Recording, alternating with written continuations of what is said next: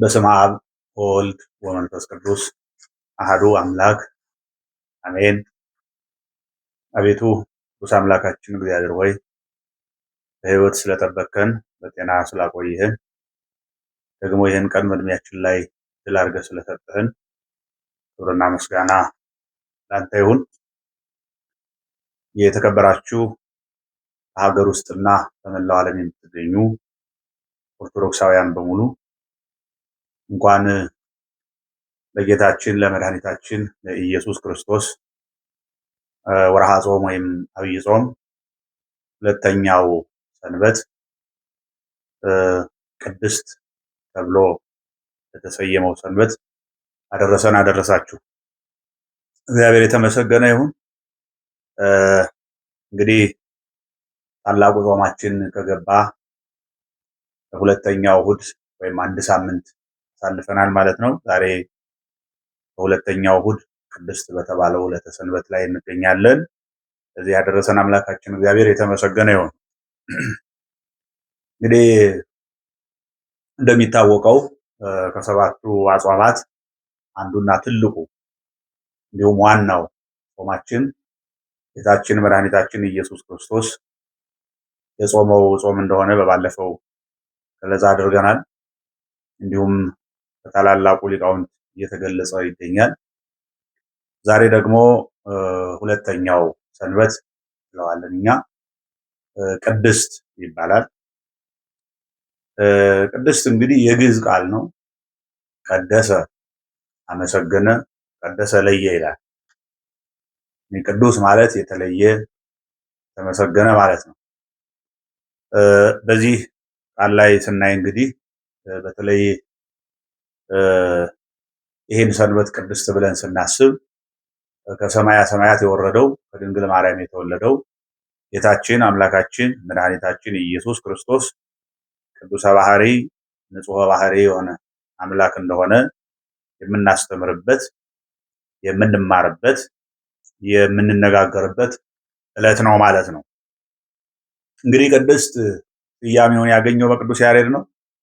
የአብይ ጾም ዕለታት ስምንቱም እሁዶች በቅዱስ ያሬድ የተሰየሙ ናቸው።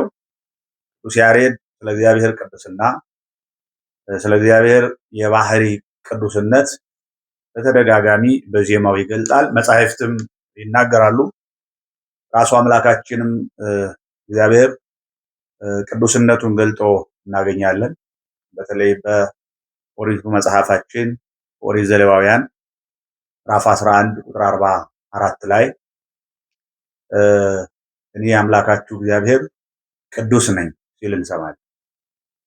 ስለዚህ እግዚአብሔር ቅዱስ ይባላል። ከዛ ደግሞ እግዚአብሔር የቀደሳቸው ቅዱሳን መላእክት ቅዱሳን ይባላሉ። ቅዱሳን ሰዎች ቅዱሳን ይባላሉ። እንደሚታወቀው ጻድቃን፣ ሰማዕታት ቅዱሳን እንላቸዋለን። እግዚአብሔር በባህሪው ቅዱስ ነው። ከማንም ያላገኘው ያልተቀበለው በባህሪው ቅዱስ እንደሆነ መጻሕፍት ይናገራሉ። ደግሞ ቅዱሳን የምንላቸው እግዚአብሔር የሰጣቸው ቅድስና። ስለዚህ ይሄን ለይቶ ማወቅ ያስፈልጋል። እግዚአብሔር በባህሪው ቅዱስ ነው።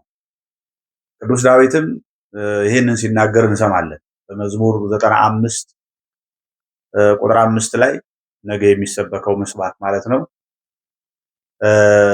ይናገራል ቅዱስ ዳዊት እግዚአብሔርሰ ንጉሥ ውእቱ እምቅድመ ዓለም። እግዚአብሔር ከዓለም በፊት ንጉሥ ነው። ዓለም ከመፈጠሩ በፊት እግዚአብሔር ንጉሥ ነው። አሁን ዓለምን እየመራም እግዚአብሔር ንጉሥ ነው። የሚታየው የማይታየው ሰማይና ምድር ሲያልፍ በባህሪው ቅዱስ የሆነው እግዚአብሔር ንጉሥ ነው። ወገብረ መድኃኒተ በማእከለ ምድር፣ በምድር መካከል መድኃኒትን ያደረገው እግዚአብሔር ቅዱስ ነው ይላል። ከዛ ላይ ደግሞ ነቢዩ ቅዱስ ኢሳይያስ እግዚአብሔር በምድር ላይ ብቻ አይደለም ቅዱስ ተብሎ የሚጠራው የሚመሰገነው፣ ቅዱሳን መላእክት በሰማይ ቅዱስ ቅዱስ ቅዱስ እያሉ እንደሚያመሰግኑት ነቢዩ ቅዱስ ኢሳይያስ በትንቢተ ኢሳይያስ ምዕራፍ 6 ቁጥር 3 ላይ ይናገራል። እግዚአብሔር ቅድስናው የባህሪ ታዲያ ይህ አምላካችን ነው እንግዲህ ዘመን የማይቆጠርለት ዘመን ተቆጥሮለት የማይዳሰሰው ተዳስሶ የማይታየው ታይቶ የማይጨበጠው አምላክ ከሰው ጋር እየተመላለሰ የሰውን ስጋ በመልበሱ ወደ ምድር መጥቶ ይህንን ቅድስና የተለየውን የሰው ልጅ ለዘመናት ከእግዚአብሔር ጋር ተለያይቶ የነበረውን የሰው ልጅ ይቀድሰው ዘንድ ቅዱሱ አምላክ ወደ ምድር መጥቶ ጾሟል፣ ጸልዮአል። እንግዲህ ይህንን ቅዱስ አምላክ የምናመሰግንበት ዕለት ስለሆነ ነው እንግዲህ ቅድስት እያልን የምናነሳው ማለት ነው። ስለዚህ እግዚአብሔር ቅዱስ ነው። ሐዋርያው ቅዱስ ጴጥሮስ በአንደኛ ጴጥሮስ ምዕራፍ 1 ቁጥር 15 እና 16 ላይ እኔ ቅዱስ ነኝና እናንተም ቅዱሳን ሁኑ ይላል እግዚአብሔር ብሎ ይናገራል። እንግዲህ ቅዱሱን አምላክ የሚያመልኩ ክርስቲያኖች ቅዱሳን ናቸው።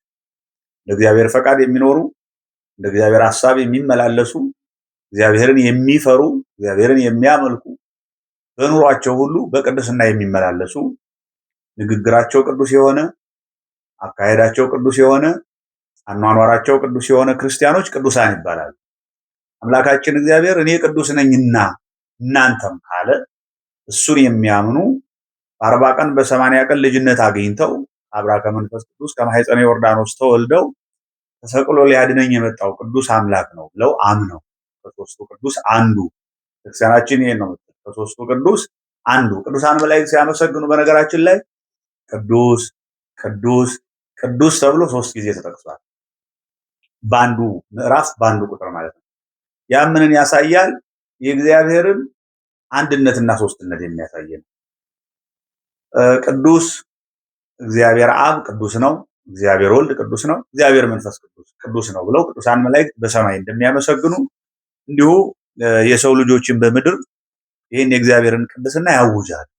የእግዚአብሔርን ቅድስና የሚያውጁ የሰው ልጆች ምን መሆን አለባቸው? ቅዱስ ጴጥሮስ እንዳለው እንደ አምላካቸው እንደ መምህራቸው እንደ ጌታቸው ቅዱሳን መሆን አለባቸው። ቅድስና እግዚአብሔር የሰጣቸው ስለሆነ እንግዲህ ቅድስና ማለት መለየት ማለት ነው። ክርስቲያኖች በጾማቸው ወቅት ብቻ ሳይሆን በማንኛውም ጊዜ በሕይወታቸው በኑሯቸው ቅድስና ገንዘባቸው ሊሆን ይገባል ማለት ነው። በተለይ ደግሞ በጾም ወቅት ቅዱስ ያሬድ አሁንም የሰውን ቅድስና ሲዘረዝረው ክርስቲያኖች እግዚአብሔርን የሚከተሉ እንደ ፈቃዱ የሚኖሩ ክርስቲያኖች አንደበታቸው መቀደስ አለበት፣ ክፉ ነገር ከመናገር እጃቸው መቀደስ አለበት፣ የሰው የሆነ ነገር ከመንካት ደም ከማፍሰስ ወደ ሰው ጣትን ከመቀሰር መቀደስ አለበት፣ መለየት አለበት ማለት አንደበታቸው ቅዱስ መሆን አለበት። የሰውን ሕይወት የሚያበላሽ የሰውን አእምሮ የሚያቆሽሽ የሰውን ትዳር የሚበትን የሰውን ስራ የሚያሳጣ በአጠቃላይ ከአንደበታቸው መጥፎ ነገር እንዳይወጣ በጾም ወቅት አንደበታቸውን መቀደስ አለባቸው ማለት። ምክንያቱም አምላካቸው ቅዱሱ እግዚአብሔር ማንንም በአንደበቱ ማንንም በኑሮ በዚህ ምድር ላይ በሚኖርበት ጊዜ አላሳዘንም። ጌታችን ክፉ ነገር አልተናገረም። የእሱ ልጆች የሆን ሁላችንም አንደበታችን ሊጾም ይገባል። ክፉ ነገር መናገር የለብን። አይምሯችን ክፉ ነገር ማሰብ የለብን። እግሮቻችን ጌታ በዮርዳኖስ የቆሙ እግሮቹን እናውቃቸዋለን። በችንካር የተቸከረከሩትን እግሮቹን እናውቃቸዋለን። ቅዱሳን ናቸው እነዚያ እግሮች። ክርስቲያኖች ቅዱሱ እግዚአብሔርን የሚያመልኩ ክርስቲያኖች እግሮቻቸው ሊቀደሱ ይገባል። ወደ ጣዖት ቤት፣ ወደ ጠንቋይ ቤት፣ ወደ አልባሌ ስፍራ መሄድ የለባቸውም። አጠቃላይ የክርስቲያኖች ሕይወታቸው ሰውነታቸው መቀደስ አለበት። ለዚያ ነው ሐዋርያው ቅዱስ ጳውሎስ በአንደኛ ቆሮንቶስ ምዕራፍ 3 ቁጥር 16 ጀምሮ ሲናገር አንተሙ ቤተ መቅደሱ ለእግዚአብሔር እናንተ የእግዚአብሔር ቤተ መቅደሶች ናችሁ ካለ በኋላ የእግዚአብሔር ቤተ መቅደስ ቅዱስ ነው። ቅዱስ ነው የእግዚአብሔር ቤተ መቅደስ የተባለው አሁን ከህንፃው ባሻገር ክርስቲያኖች ናቸው። እዚህ ላይ አሁን ቅዱስ ጳውሎስ የተናገረው ህንፃ ቤተ ክርስቲያኑ አይደለም፣ ክርስቲያኖችን ነው። እግዚአብሔር ሊከብርብን እግዚአብሔር ሊነግስብን የሚገባ የክርስቲያኖች ህይወት ቅዱስ ይባላል እና ቅዱስ ጳውሎስ ሲናገር ያ የእግዚአብሔር ቤተ መቅደስ እናንተ ናችሁ ብሎ ነው የሚናገረው። በቀጥታ እናንተ ናችሁ ይላል፣ ክርስቲያኖችን ማለት ነው። ስለዚህ በጾማችን ወቅት ሰው በተለያየ ነገር መቆሸሽ የለበትም። ቅዱስ የሆነውን ቤተ መቅደሱን ማርከስ የለበትም። የእግዚአብሔር ማደሪያ የሆነውን ቤተ መቅደሱን ማቆሸሽ የለበትም። የሰይጣን ማደሪያ ማድረግ የለበትም። የዓለማዊ ነገር ማደሪያ ማድረግ የለበትም። ክርስቲያን በጾም ወቅት ጠጥቶ የሚሰክር አይደለም። ክርስቲያን በጾም ወቅት ጠግቦም የሚበላ አይደለም። ለተራበ የሚመግብ፣ ለተጠማ የሚያረካ መንፈሳዊ ስራ የሚሰራ ነው እንጂ በዚህ ወቅት በዚህ ጾም ወቅት ክርስቲያን ሁለመናው የተመጠነ ነው ሊሆን የሚገባው። ምክንያቱም የቅዱሱ አምላክ የእግዚአብሔር ልጆች ነን። ስለዚህ ከሆነ እንግዲህ እግዚአብሔርን ቅዱስ ብለን ስናመሰግን እኛ ተቀድሰን ሊሆን ይገባል ማለት ነው። ለዚህ ነው ቅዱስ ጴጥሮስ እንግዲህ ቅዱሳን ሁኑ ብሎ ሲናገር የሚሰማው። በሌላ ስፍራ ቅዱስ ጳውሎስ በዚሁ በቅድስት ዕለት በሚነበበው መልእክቱ ማለት ነው በዚህ በአንደኛ ተሰሎንቄ ምዕራፍ 4 ቁጥር 3 ላይ ቅዱስ ጳውሎስ የሚገርም ቃል ይናገራል። እንደዚህ ይላል በጌታችን በኢየሱስ ክርስቶስ ሆኜ አዛቸዋለሁ ብሎ ይናገራል። እንደዚህ ይላል የእግዚአብሔር ፈቃድ ይህ ነውና እርሱም እናንተ መቀደሳችሁ ነው። የእግዚአብሔር ፈቃድ ይህ ነው አለ። የትኛው ነው የእግዚአብሔር ፈቃድ?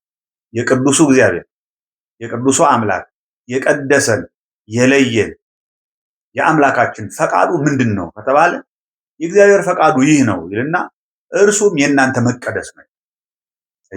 ከኃጢአት መለየት ማለት ነው። ከነውር መለየት ማለት ነው። እግዚአብሔርን በመምሰል መመላለስ ማለት ነው። እኔን ምሰሉ ስላለ እግዚአብሔር እና እንግዲህ የጠራን ቅዱስ ስለሆነ የለየን ቅዱስ ስለሆነ ሰው ያደረገን ቅዱስ ስለሆነ ከሞት ወደ ሕይወት ያሸጋገረን ቅዱስ ስለሆነ ከርኩሰት ያነጻን ቅዱስ ስለሆነ ፈልጎን የመጣው ቅዱስ ስለሆነ ቅድስና የባህሪ ገንዘቡ የሆነው አምላካችን ደካማ የሆነውን የሰው ስጋ ለብሶ ወደ ምድር ሲመጣ እንደውም ቅዱስ ጳውሎስ ምን ይላል በሌላ ስፍራ ያንን ክብሩን እንደመቀማት እንኳን አልቆጠረውም ይላል በዕብራውያን ላይ ክብሩን እንደመቀማት። አይ እግዚአብሔር ቅዱስ ነው፣ ግን ያ ቅዱሱ እግዚአብሔር የማይዳሰሰው እግዚአብሔር የሰው ልጆችን ፈልጎ ሲመጣ በክፉዎች እጅ ሲዳሰስ ያንን እንኳን ክብሩን እንደመቀማት አልቆጠረውም። ያ ቅዱሱ እግዚአብሔር በበረት ሲገኝ እንኳን ያ በቅዱሳን መላእክት ተከቦ በመጨረሻው በጽርሐ አርያም የሚኖረው እግዚአብሔር ያ ቅድስና የባህሪ ገንዘቡ የሆነ እግዚአብሔር በበረት ሲገኝ እንኳን ክብሩን እንደመቀማት አልቆጠረውም። ከሶስቱ ቅዱስ አንዱ ዝቅ ብሎ ወርዶ መጥቶ ሰውን ለማዳን ደካማ ስጋን በመልበሱ ሲገረፍ፣ ሲቆስል፣ ሲራብ፣ ሲጠማ ክብሩን እንደመቀማት አልቆጠረውም። ይህን ያህል ነው ያ ቅዱሱ አምላክ የሰው ልጅ ለመቀደስ ወደ ምድር የመጣው ማለት ነው። ስለዚህ አምላክ ቅድስና ስለዚህ አምላክ የሰው ልጆች ለመቀደስ መገለጡን ቤተክርስቲያናችን ትሰብካለች በዚህ ሂደት ማለት። ስለዚህ ቅዱስ የሆነው አምላካችን እግዚአብሔር በሚያዝ በሚመራን እየተመራን ቅድስናን የባህሪ ገንዘብ እንድናደርግ እግዚአብሔር አምላካችን በዚሁ ነገ በሚነበበው ወንጌል በማቴዎስ ወንጌል ምዕራፍ 6 ከቁጥር 16 ጀምሮ የሰው ልጆች ቅድስናን ወደ ሕይወት ገንዘባቸው እንዴት አድርገው ማምጣት እንዳለባቸው ሲናገር እንደዚህ ይላል። እናንተ ግን እንደ ግብዞች አትጾሙ። የሰው ልጅ የክርስቲያን ሕይወቱ ግብዝ መሆን የለበትም። በቅዱሱ በእግዚአብሔር የተጎበኘው የሰው ልጅ ግብዝ መሆን የለበትም። እንደ ግብዞች አትጾሙ ይላል። እነሱ ሲጾሙ ምንድን ነው ግብዞች ያሰኛል? አሁን የሰው ልጅ እንግዲህ ሕይወቱ ምን መምሰል እንዳለበት በዚህ ቃል ማወቅ ይቻላል። ቅዱስ ማቴዎስ ሲጽፍ ግብዞች አትሁኑ፣ ፈሪሳውያን ግብዞች ናቸው። እንዴት ነው ግብዝነታቸው? ጾማቸውን ሰው እንዲያውቅላቸው ይፈልጋሉ። መራባቸውን፣ መጠውለጋቸውን፣ መጠማታቸውን። ይሄ ያልተቀደሰ ሕይወት ነው። ያልተቀደሰ ሕይወት በዚህ ጾም ከክርስቲያን ሕይወት መውጣት መቻላል። ጾማችን እግዚአብሔር የሚያየው ነው። ጾማችን እግዚአብሔር የሚፈልገው እንዲሆን ጾማችን ቅዱስ ኢሳይያስ የተናገረው ነገር አለ። የግብዞችን ጾምና የግብዞችን መስዋዕት ሲንቀባቸው እናያለን። በትንቢተ ኢሳይያስ ምዕራፍ 58 ቁጥር 1 ጀምሮ ስታነቡ እንዲያውም ምን ይላል? ይሄንን ጾም የተቀደሰ ጾም ልበለውን ይላል ነው ኢሳይያስ። አልለውም ይላል እግዚአብሔር። አልለውም ይለዋል ኢሳይያስ። እግዚአብሔር ነው የሚያናገረው። የተቀደሰ ጾም ልበለው በጾማችሁ ጊዜ ፈቃዳችሁን ስለምታደርጉ ብሎ እዛው ላይ ይናገራል። አሁን ክርስቲያኖች የቅዱሱ አምላክ ልጆች ናቸውና በቅዱሱ አምላክ በእግዚአብሔር የተቀደሱ ስለሆኑ ጾማቸው የተቀደሰ ነው፣ ሕይወታቸው የተቀደሰ ነው ማለት ነው። ይሄንን ግን የተቀደሰ ጾም አልለውም። ለምን ሲባል በጾማችሁ ወቅት ፈቃዳችሁን ስለምታደርጉ ብሎ ሲወቅሳቸው ፈቃዳቸው ምንድን ነው ከተባለ ተዘርዝሯል እዚያ ላይ። የስጋ ፈቃድ ነው። አሁን የስጋ ፈቃድ የሚደረግበት ወቅት አይደለም። ለዚህ ነው አሁን በየሚዲያው እንሰማለን፣ ብዙ ጠያቂውም ተጠያቂውም ብዙ ነገር ሲል እንሰማለን። አንዳንዱ አሳ ይበላል አይበላም በየአመቱ ሲጨቃጨቅ፣ ይህ አሁን አሳ መብላትም ለስጋ ነው፣ አለመብላትም ለስጋ ነው። የሚበላ ነገር ነው። ምንም የሚጠቅመው ነገር የለም። ከነፍስ ጋር የሚጠቅም ነገር የለም። አሁን የጾም ትርጉሙ እኮ ፈቃደ ስጋ ለፈቃደ ነፍስ ማስገዛት። ይሄ ከሆነ ሰው እንኳን አሳ እንኳን ስጋ ነው። አሁን በዚሁ አጋጣሚ መናገር የምፈልገው አሳ መቼም ባቄላ ነው የሚላለ ብዬ አላስብም። ሽምብራ ነው የሚላለ ብዬ አላስብም።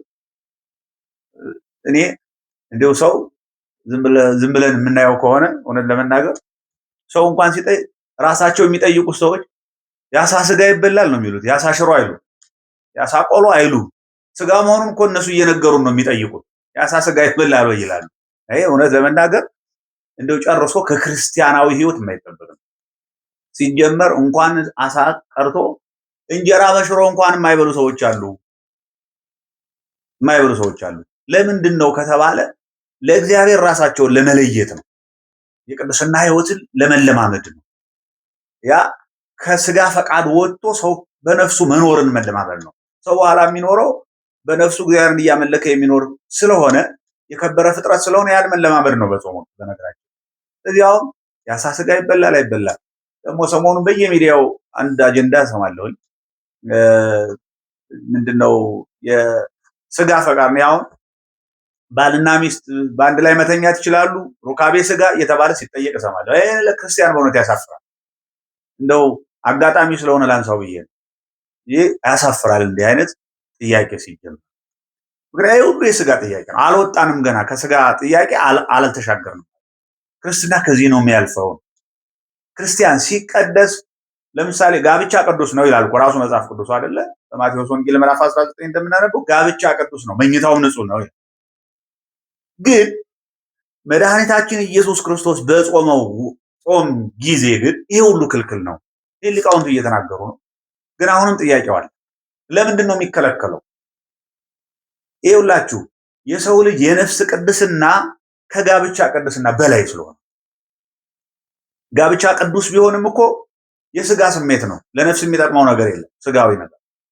ስለዚህ ቅዱስ ቢሆንም የተቀደሰው የጌታ ጾም ደግሞ ከዛ በላይ ነው። የነፍሳችን ፍላጎት አይደለም ይሄ የስጋችን ፍላጎት። ስለዚህ ሰው ዋናው ነገር መቀደሱ ለእግዚአብሔር፣ መለየቱ ለእግዚአብሔር የሰው ልጅ ምንድን ነው ከተባለ ከስጋ ፍላጎት ከስጋ ስሜት ሁሉ መለየት ነው የተወለደ በዚህ ጾም። ምክንያቱም እኔ የምናስበው መድኃኒታችን ነው። መድኃኒታችን ኢየሱስ ክርስቶስ አምላክ ወልደ አምላክ ሆኖ የሰው ልጅ ለማዳን ሲመጣ ግን በጣም ተራ በሆነው በወደቀው በሰይጣን እየተፈተነ ነው የጾመው። ይህን የሚያውቅ ክርስቲያን ስለ ስጋው ፍላጎት አይደለም ዛሬ መጠየቅ ያለበት ነው። መጠየቅ ያለበት ስለ ነፍሱ ጉዳይ ነው። ለምንድን ነው ጌታዬ የመጣው? ቅዱሱ አምላክ ለኔ የመጣው ነው፣ ሊቀድሰኝ ነው የመጣው። ስለዚህ የቅዱሱ አምላክ ልጅ ከሆንኩኝ ዛሬ ስለ ስጋ ፍላጎት አይደለም መጠየቅ ያለበት። እንዴት ነው ማደግ ያለብኝ? በነፍስ ማደግ ያለብኝ፣ በጸጋ ማደግ ያለብኝ፣ በሞገስ ማደግ ያለብኝ፣ በእምነት ማደግ ያለብኝ እንዴት ነው ብሎ ነው ክርስቲያን ሊጠይቅ የሚገባው። ዛሬም ስለ መብላት፣ ነገም ስለ መተኛት፣ ከነገ ወዲያም ስለ ስጋዊ ፍላጎት። ይሄ ከሆነ ጥያቄያችን አልተለወጥንም፣ አላደግንም። ማደግ መቻል አለብን። ስለዚህ ይህን የቅድስና ዕለት ስናስበው ቅዱሳን ሆነን በንግግራችን እዛ ነው ኢሳይያስ እንግዲህ ፈቃዳችሁን ትፈጽማላችሁ በጾማችሁ ጊዜ፣ በጡጫ ትማታላችሁ፣ ሰራተኞቻችሁን ታንገላታላችሁ፣ እንዴት አደርጋላችሁ ያለ ኢሳይያስ ይዘረዝራል። ስለዚህ ከዚህ ሁሉ ነገር ስንወጣ ቅድስናን እየተለማመድን እንወጣለን። ስለዚህ ቅዱስ አምላካችን እግዚአብሔር እኔ ቅዱስ ነኝና እናንተም ቅዱሳን ሁኑ ያለን አምላካችን በህይወታችን፣ በኑሯችን፣ በእምነታችን ቅዱሳን ሆነን ለቅዱሳን የተሰጠውን ጸጋ እንድናገኝ እግዚአብሔር ይርዳል። እንግዲህ ቅዱሳን ብለን የምንጠራቸው ሁሉ እኮ ሰዎች ናቸው። ከመላእክት ውጭ ያሉት በሙሉ ሰዎች ናቸው። ቅዱሳን ሐዋርያት እንላለን፣ ሰዎች ናቸው። ቅዱሳን ነቢያት እንላለን፣ ሰዎች ናቸው። ቅዱሳን ጻድቃን እንላቸዋለን፣ ሰዎች ናቸው። ያንን ቅድስና ያገኙት ከእግዚአብሔር ነው። እግዚአብሔር ነው የሰጣቸው። በምንድን ነው የሰጣቸው? በስራቸው ነው የሰጣቸው። በስራቸው ማለት ምን ማለት ነው? አሁን በዘመናችን የሚነሱ ሰዎች ብዙ ነገር ይላሉ። ሰው በስራው ቢድን ኑሮ እግዚአብሔር መምጣት አይጠበቅበትም ነበር ይላሉ። አዎ ማንኛችንም ብንሆን በተለይ የኢትዮጵያ ኦርቶዶክስ ተዋሕዶ ቤተክርስቲያን በክርስቶስ መምጣት እንደዳነች፣ በክርስቶስ መምጣት እንደተቀደሰች፣ በክርስቶስ መስቀልና በክርስቶስ ደም በክርስቶስ ስጋ መቆረስ እንደዳነች ከኢትዮጵያ ኦርቶዶክስ ተዋሕዶ ቤተክርስቲያን በላይ የሚሰብክ ማንም የለም፣ የሚናገር ማንም የለም። ይህን እናምናለን። ነገር ግን ክርስቶስ ተሰቅሎ ካዳንን በኋላ የቅድስና ስራ መስራት፣ የስጋ ፍላጎትን መግታት፣ ለነፍስ ስራ መቆም፣ በእግዚአብሔር ፊት በቅድስና መታየት ግን ከአንድ ሰው ይጠበቅ። ቅዱሳን ይሄን ያደረጉት ክርስቶስ ተሰቅሎ ካዳናቸው በኋላ ክርስቶስን ነው የመሰሉ። ቅዱስ ጳውሎስ ይሄንን ነው እኮ ያለው፣ ተመሰሉ ኪያየ። እኛን እኮ ነው ያለን ቅዱስ ጳውሎስ፣ በከመ እትሜሰሎ ለክርስቶስ ተመሰሉ ኪያየ በከመ አነ እትሜሰሎ ለክርስቶስ። አያችሁ፣ እናንተ እኔን ምሰሉ አለ፣ እኔ ክርስቶስን እንደምመስለው አለ። አሁን እንግዲህ በክርስቶስና በእኛ መካከል ቅዱስ ጳውሎስ ምን ላይ እንዳለ ማወቅ ይቻላል። ህይወቱ በቅድስና እንዳለ፣ ኑሮ በቅድስና እንዳለ፣ ከተጠራ በኋላ ክርስቶስን እንደተከተለ፣ ሁሉን እንደተወ እንደናቀ፣ ምን አይነት ስፍራ ላይ እንዳለ ቅዱስ ጳውሎስ በራሱ እኔን ምሰሉን የክርስቶስ እንደምመስላል። ስለዚህ ክርስቲያኖች ቅዱሳንን መምሰል ይጠበቅብናል። ቅዱሳንን የምንመስለው እግዚአብሔርን አገልግለው በሞታቸው በህይወታቸው ክርስቶስን ተከትለው በኑሯቸው ክርስቶስን ተከትለው ክርስቶስን መስለው ይህንን ዓለም ንቀው ትተው አማን መነኑ ሰማዕት ጣዕመ ለዘዓለም፣ ሰማዕታት ቅዱሳን የዚህን ዓለም ጣዕም ናቁ ይላል።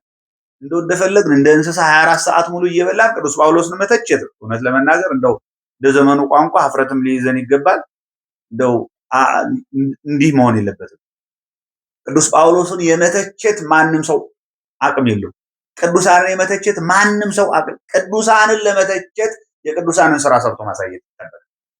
ሰው ጾምን እየጠላ፣ ሰው ጾምን በአደባባይ እያወገዘ፣ ሰው ጸሎትን በአደባባይ እያወገዘ፣ ሰው ምህላን ሱባኤን በአደባባይ እያወገዘ የቅድስና ስራ እየሰራው ነው ብሎ የሚል ከሆነ እውነት ለመናገር አይንን ከፈት አድርጎ ማየት ይጠይቃል ብዬ ነው የማስበው። ከዛ ውጭ ግን ቅዱሳንን እንድንሆን መጻሕፍት የሚያዙን ቅዱሳን የስጋ ፈቃዳቸውን አሸንፈው ለነፍስ ፈቃዳቸው ያደሩ ስለሆኑ ቅዱሳን ነው። ስለዚህ እነዚህን ቅዱሳን ተከትለን እኛም የቅድስና ስራ እንሰራለን እና በጾማችን ወቅት የቅድስና ስራ መስራት ይጠበቅብናል። ለተራበ ማጉረስ፣ ለተጠማ ማጠጣት፣ ለታረዘ ማልበስ፣ የወደቀውን ማንሳት። ቅዱሱ እግዚአብሔር የሞተለት ነው። እዚያ መንገድ ላይ የወደቀው የተራበው የተጠማው ቅዱሱ እግዚአብሔር ለሱ ነው የመጣው። እንግዲህ የእግዚአብሔርን ቅድስና ስንሰብክ እኛም ቅዱሳን እንሁን ካልን ከዚህ ነው የሚጀምረው። እኔ በጣም ይገርመኛል። እቺን ቤተክርስቲያን ዛሬ በብዙ ነገር የሚተቿት እንሰማለን። በብዙ ነገር አጀንዳ የሚከፍቱባትን ሰዎች እንሰማለን። በብዙ ነገር ቤተክርስቲያኒቷን እንደው እንደ ፈቃዳቸው እንደ ፍላጎታቸው አድርገው በየአቅጣጫው አጀንዳ አድርገው እንደፈለጉ ሲሆኑ የሚውሉትን ሰዎች ስንሰማቸው በጣም እናዝናለን።